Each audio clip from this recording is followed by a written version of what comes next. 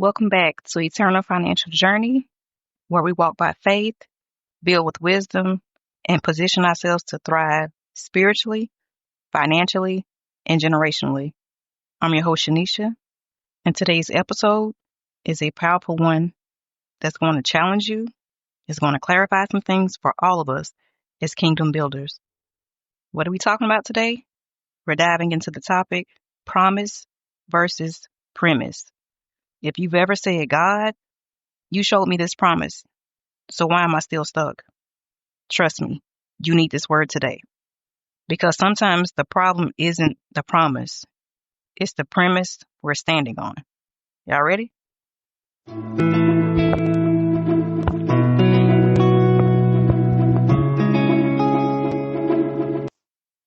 All right, so let me help you out today. Thank you for joining me. To God be the glory. Thank you for your time. Let's define promise versus premise so we can have a great understanding of the difference between the two. So let's make it plain. What's a promise? A promise is the outcome, the vision, the future God speaks over you. All right, so a promise is the outcome. Without a vision, you won't have a promise. So what can you see? How are you planning? Oh, that's a part of a promise. Now, with the promise being the outcome and the vision and the future God speaks over you, what's a premise? A premise is the foundation. If you're building a house, you need a what? Foundation. So a premise is the foundation, the truth, belief, or condition that you're building on. If the promise is the destination, the premise is the road you take to get there. You see how that works? So your promise is your destination. You can see it. You can see the outcome. You can see the end. You see the glory. But the premise, that's the road you take to get there. That's your journey. Right? So if you're trying to reach a holy promise on a faulty or flesh-driven road, it's like asking God to fund what he didn't author. So we can't put God on the back end of it and say, hey, well, this is how I would like to do it. So now I'm just going to give you a few examples. Let's use a farming example. All right, let me walk you through this example because I want you to understand.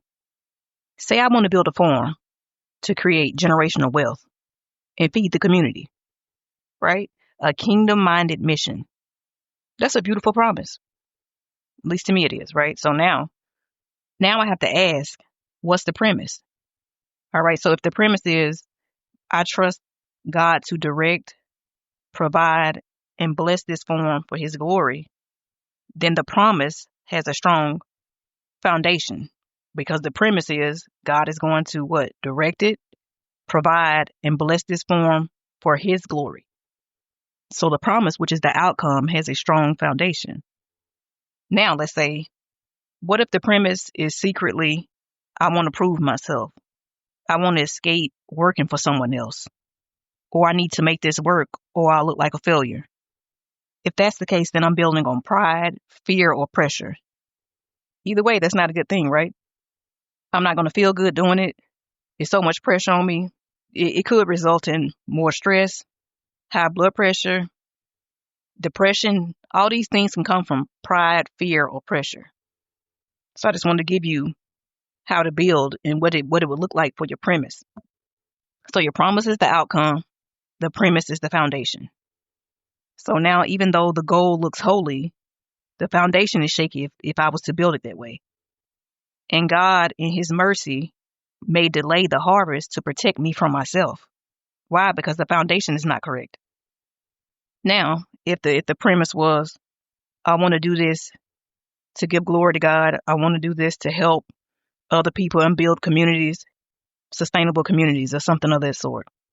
I'm doing this for kingdom building. I'm doing this for eternal purposes. Then there won't be any pride, fear, or pressure. You're moving and working with God. You see how you're partners? So I just want you all to see the difference. So that farm can still be part of the promise.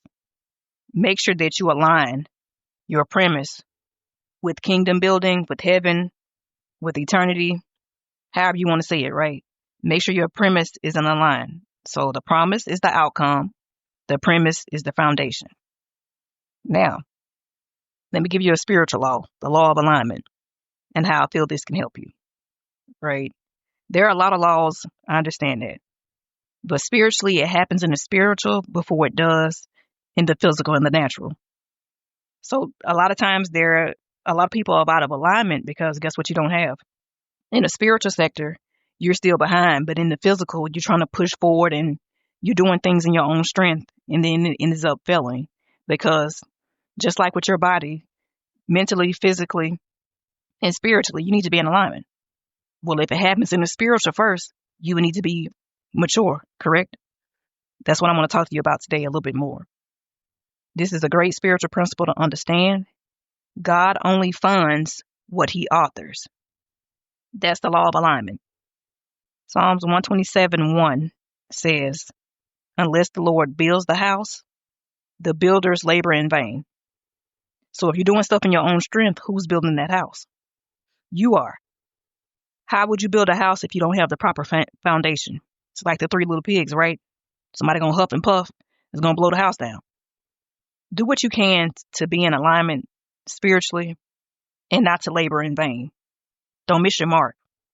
So even if the promise is something God has spoken over you, let's say like you'll be the lender and not the borrower.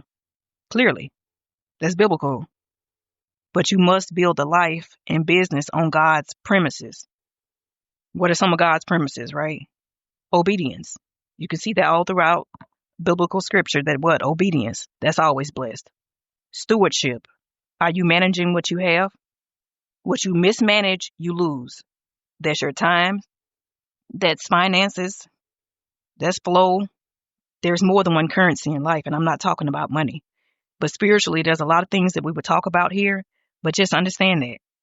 So some premises are obedience, stewardship, trust, sacrifice, and honor. I'll just give you those for right now. These are the spiritual bricks that hold the promise up. So if you're operating in obedience, what a wonderful thing that is. Stewardship. If you understand how to manage what you have, you'll be blessed with more. It'll multiply. Everything will flow. That comes from the right resources, the right relationships, and atmospheres, environments, whatever, it goes deeper than that. If you can be trusted with a little, you'll be trusted with a lot. A lot of people don't believe in the law of process when it comes down to sacrifice. There's a lot of things you may have to sacrifice. Your pride, your time, finances, you will be tested. If you're not being tested, you're doing it in your own strength. Everything of God is big, so I just want you to kind of remember some of these things. What do you honor? So if you honor validation from men and other people, and you exalt yourself and you want to do everything for awards, well, there's your reward here on earth. So if you're honoring God and you're doing everything for God, for the kingdom, to help other people, to bless other people, more miracles will be able to flow through you and to everyone around you that's attached to you. So there's just things that I want you to think about. Now we're getting ready to go into the second half and go into some personal examples of the good and the bad, so you can have a better understanding and we can keep moving forward.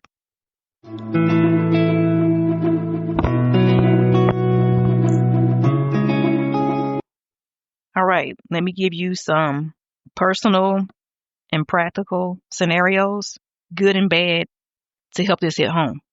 Because I want everybody to have a good understanding so that if you needed to tell somebody about this, you could go back and do it without a problem. And that maybe some of these items that I'm talking about today are more relatable to you. So let's give a relationship example. All right. So we're going to give a good relationship example first. So the promise, a healthy, God-ordained marriage. Isn't that wonderful? Two people come together as one. What a great blessing. Now, the premise. Remember, we're doing a good one first. The premise. Two people walking in healing, wholeness, submission to God, and purpose. So that's two people that are walking, that know how to compromise, that know how to communicate, that know how to pray, they know how to keep God first, and they know their purpose. So they're not walking blindly. They have a vision. They have a mission, a lifelong mission that they're going to get to. What's the outcome of something like that? Growth, peace, and partnership. They'll grow and mature together.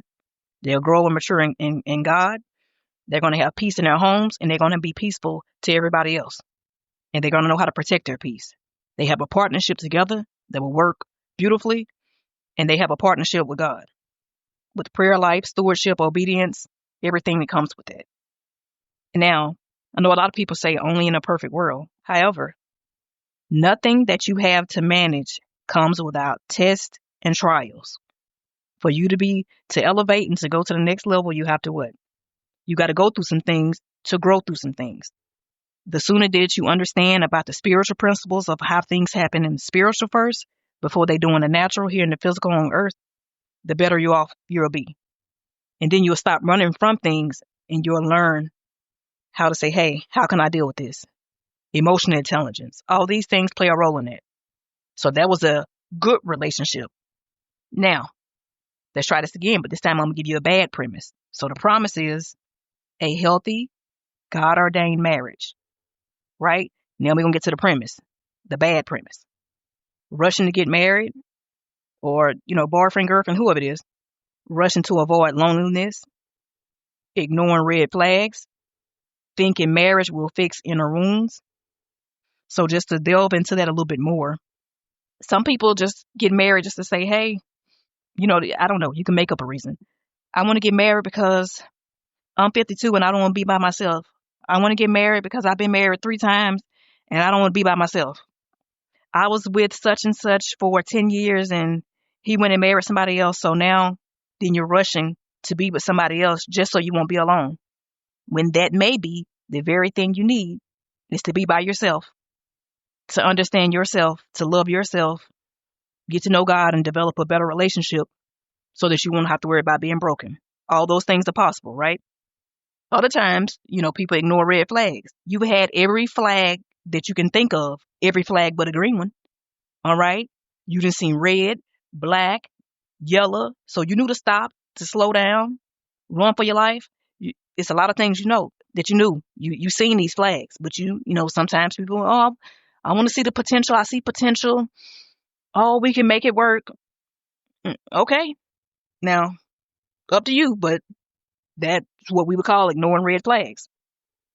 Now, thinking marriage will fix inner wounds. Everybody comes from a different background, and we could talk about that forever. I won't. I'll just say sometimes counseling, good therapy, things like that can help you. Yes. Now, what would be the outcome of this bad premise? Emotional chaos, aka roller coasters. You're going up and down. You don't know if you're coming and going. You don't know if you want to cry or scream. You don't know what's going on. Emotional chaos, spiritual warfare. Be careful who you let in your circles, in your heart, and in your mind, okay? Because demons and devils don't play fair. And then the constant disappointment. Why do you want to disappoint yourself? Did you see these red flags? You did. Don't be afraid to be by yourself. I can't tell you that life is easy. It's different for everybody. I just hope that everybody has some type of support system that they're surrounded by. And if not, let's reach out and let's talk. Okay? Because all that sounds bad. Emotional chaos, spiritual warfare, and disappointment. Where's the happy ending? You won't have one. So let's reflect on that. The promise wasn't wrong, but the premise couldn't support it. This is what you wanted. Remember, you wanted a healthy, God-ordained marriage. That was the promise. Okay? But what you could get, you might get, growth, peace, and partnership if the premise is good. Or you could get emotional chaos, spiritual warfare, and disappointment if the premise is bad. So what is your foundation? What are you building upon? Remember, you can have the right promise, but if you have the wrong premise, it's going to fall. It's going to fail. It won't be supported. All right? So let's not put yourself through all that. Now, let's go on to another example I want to give you. Kingdom business. That's right. That's what I'm always doing. And I hope you are too. Kingdom business. Now, the promise. A successful business that provides jobs and funds missions. Now, that sound good? Yeah, that sound good. The premise. This is the good example. The premise. Diligence. Prayer. Wise counsel. Integrity. See how that premise is? Diligence. You're doing your due diligence. You're researching. You're getting the facts. You're moving in alignment. See how you're praying? If Jesus has your power of attorney, okay, on your behalf, You have a relationship with God, hey, prayer, constant communication is going to help you. Wise counsel. Okay, maybe it's your first time doing it. They have other professionals, other kingdom builders that can help you. You're not going to know everything. Okay, whether it's in a book, whether it's a subject matter expert, whatever it could be. Wise counsel. Okay, your grandmother, been there, done that, whoever can give you some wise counsel. Integrity. The inner man, the inner self, your morals, your character, your integrity. Are you truthful? Do you do the right thing even when nobody's looking? Are you fair? Are you godly? All these things, right? What would be the outcome? Slow and steady growth, divine connections, and generational change. That sounds like everything that I would love to have. The law of process, right? The law, spiritual law of alignment. Things that you can't rush. This is why I'm saying. Slow but steady growth. Divine connections. Thank you, God. You want to bring me the right connections, the right people. God is the source, but he'll bring you the resources through relationships and people. Don't ever forget that part. Divine timing is right on time, right? Generational change, things that can help you and generations after you.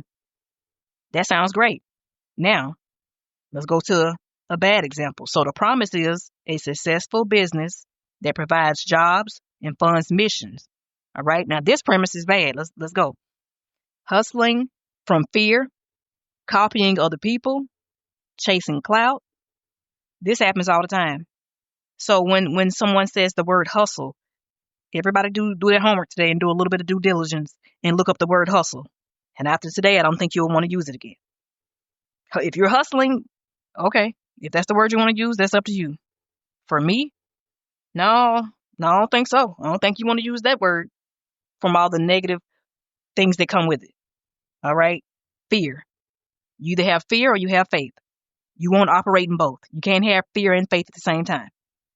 You can have faith and still be a little shaky, a little scary and go do it, but you're still going to do it. Fear, it can't exist with faith at the same time. Fear is its own type of faith. We need you to have good faith, walking in it no matter what, trusting God no matter what. Copying other people. This happens all the time. Look on the internet. All right? Social media. You know some people right now. Everybody who I'm speaking to, you know some people right now that just sit around copying other people.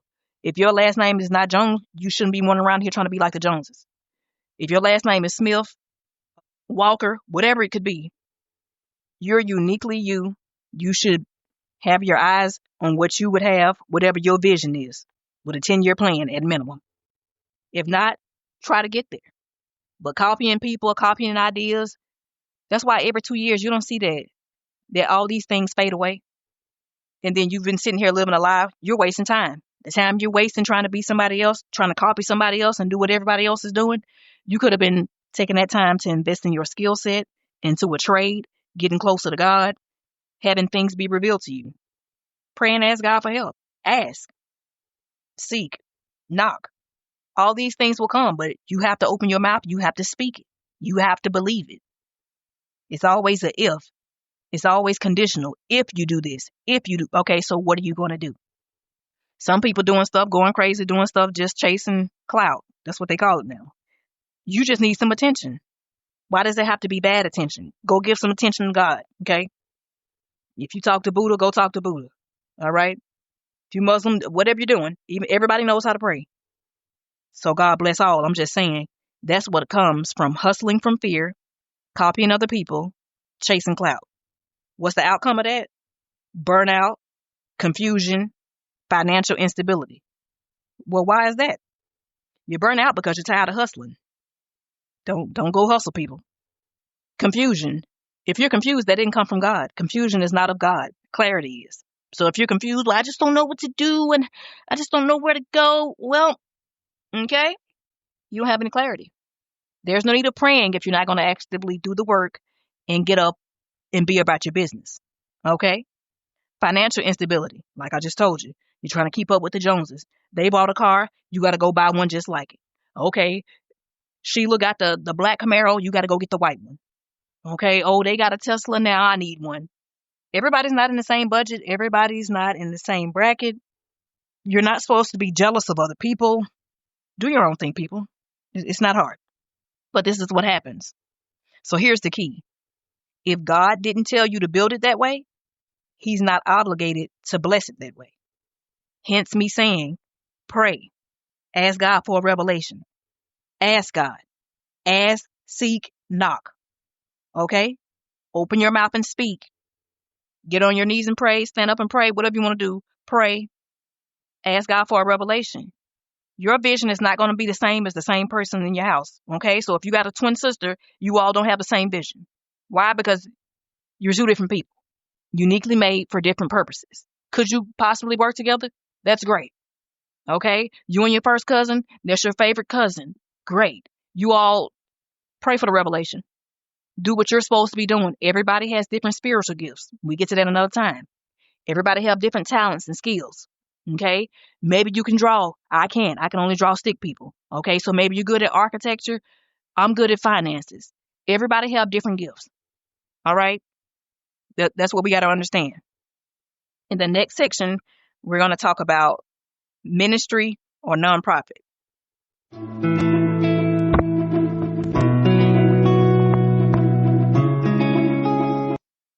All right. Let me give you some more examples. Ministry or nonprofit. The promise. Build a global nonprofit to impact education and food access. Don't that sound like that's a good thing to do? That sounds great. The premise. Here's a good example. Faith, submission, patience, wise stewardship of funds. The outcome. Long-term success, credibility, and favor. So, now with the premise, remember faith. You have faith that it's going to happen. You're praying. God's going to help you along the way. Divine connectors, destiny helpers, all type of people coming to help you. Right? Submission.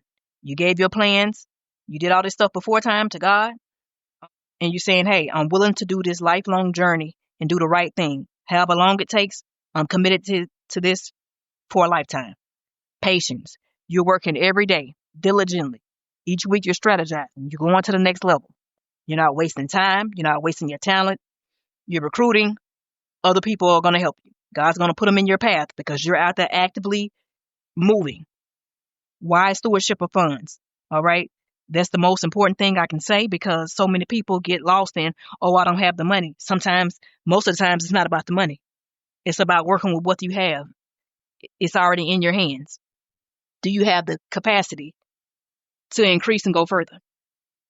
So that's the next topic and section we're going to talk about in episode 3. Capacity.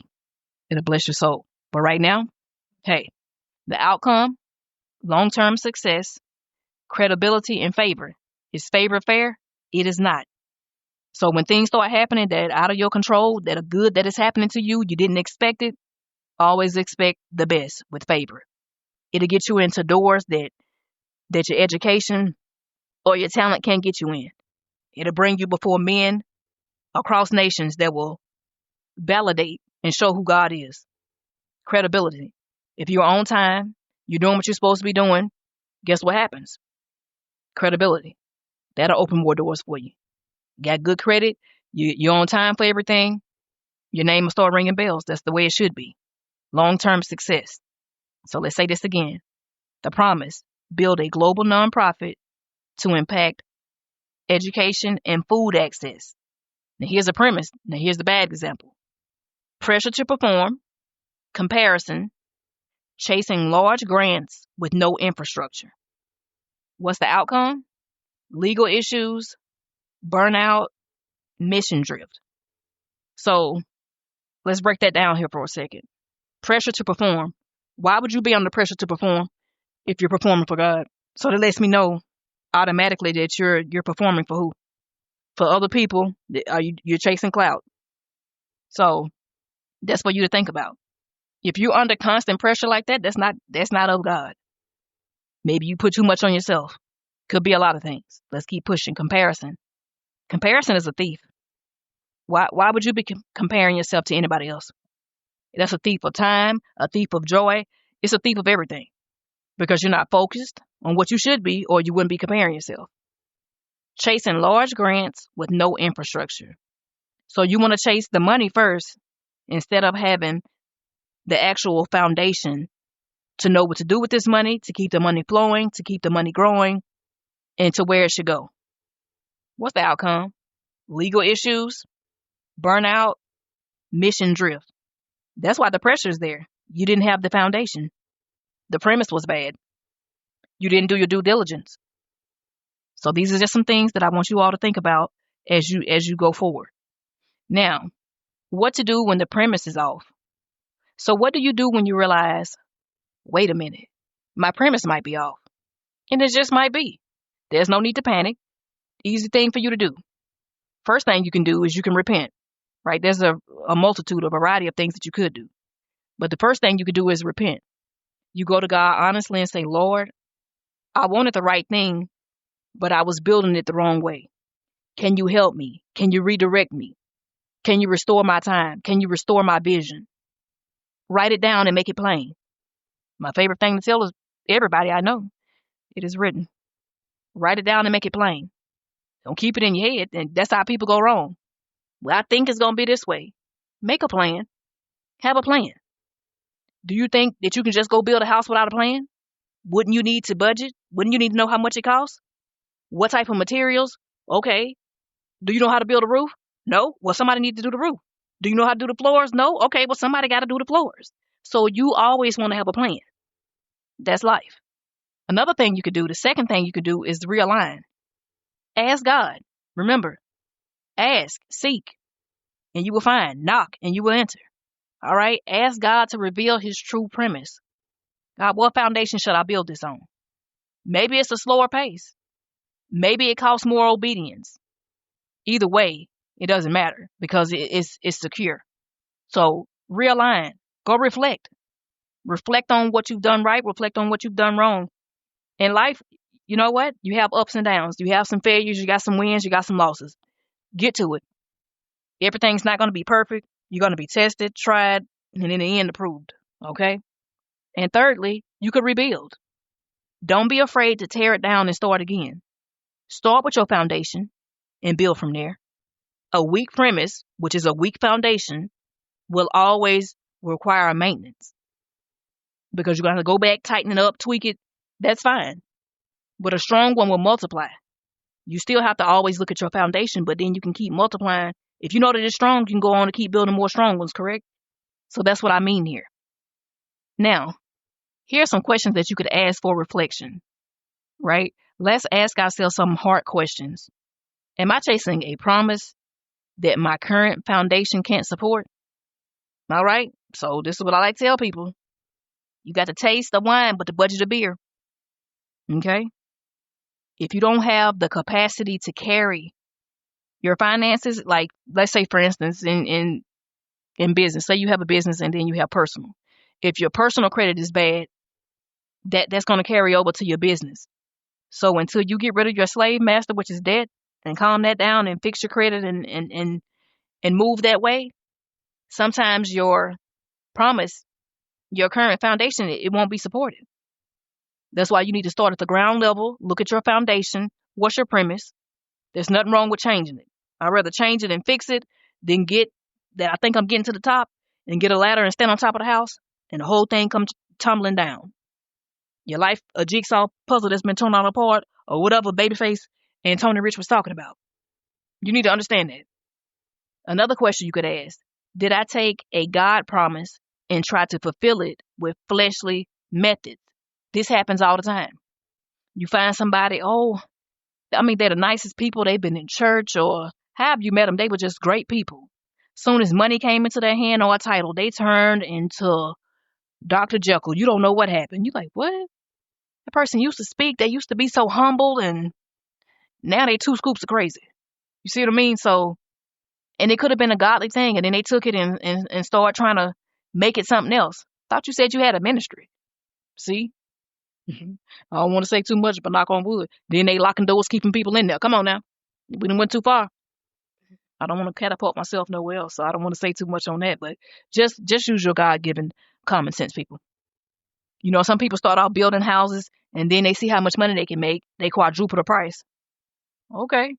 And you'll soon be out of business because they'll find somebody else. Your quality isn't matching what you're asking in price. So you'll always pay a price, whether it's now or later. And it's not always your money, right? There's other costs that there are other prices that you'll pay. You'll laugh now, but you'll cry later. Some of these things you got to think about. It's the reason why people have said it is very true.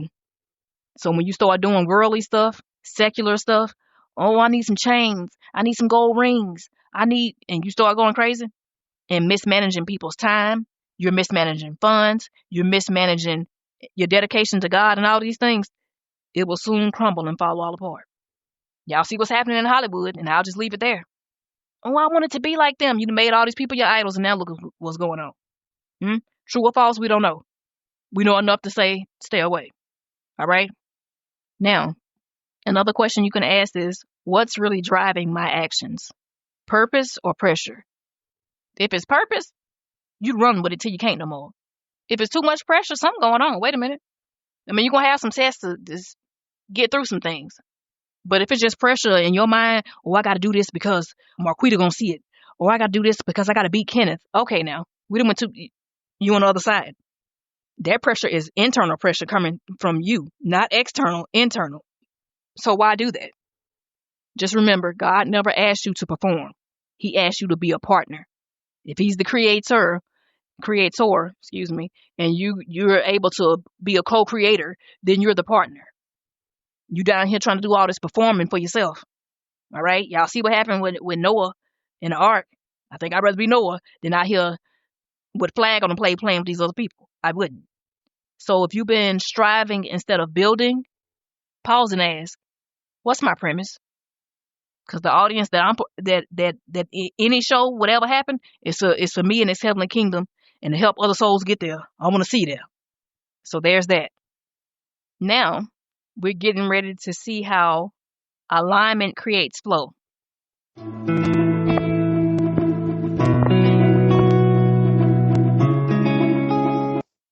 All right. So let's just have a little quick recap. Here's what I've learned. Here's what you've learned. Or I hope you've learned today. When your premise and promise align, flow will happen. Why? Because alignment creates flow. So if it's flowing from the spiritual, right, from what's up above, and it's coming down to what's below here on earth, that's a flow. That's a steady stream. So when your premise and promise align, you'll see flow. If something's getting blocked, something's happening, and you're doing it all in your strength, that's not flow. All right, there could be a delay. It could be a denial.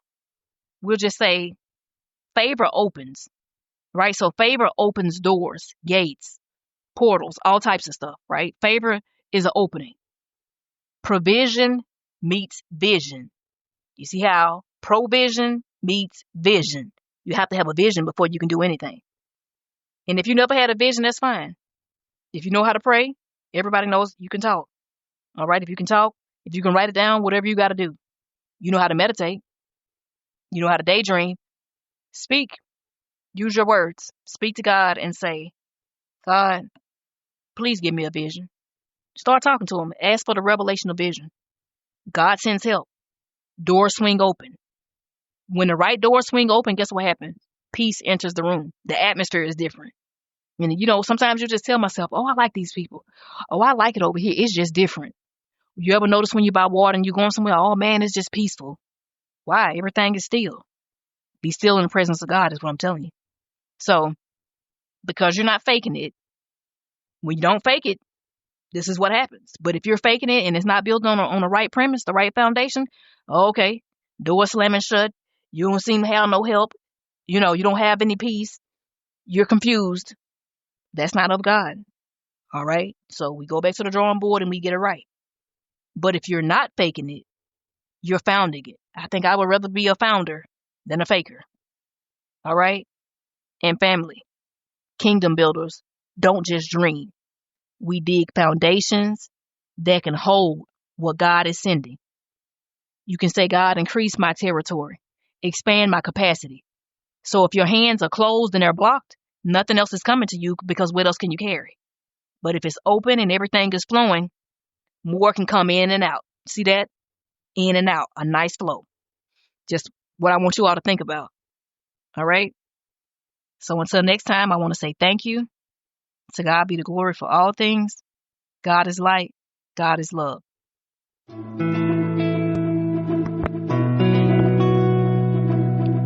Thank you for walking with me today on Eternal Financial Journey. This episode was deep, but necessary, because we're not just building projects or profits. We're building altars for generations to encounter God. Here's your kingdom assignment this week. Identify one promise you're holding on to and check the premise underneath it. Is it God's truth or your own expectations? Then ask the Holy Spirit to help you reveal whatever you need. Be sure to subscribe, leave a review, and share this with a fellow kingdom builder. Next week's episode, we're going to talk about capacity and how to increase your capacity. We're going deeper into divine timing and preparation, so don't miss it. Until then, keep building in truth, stay anchored in faith, and walk boldly in your eternal financial journey. God is love and light.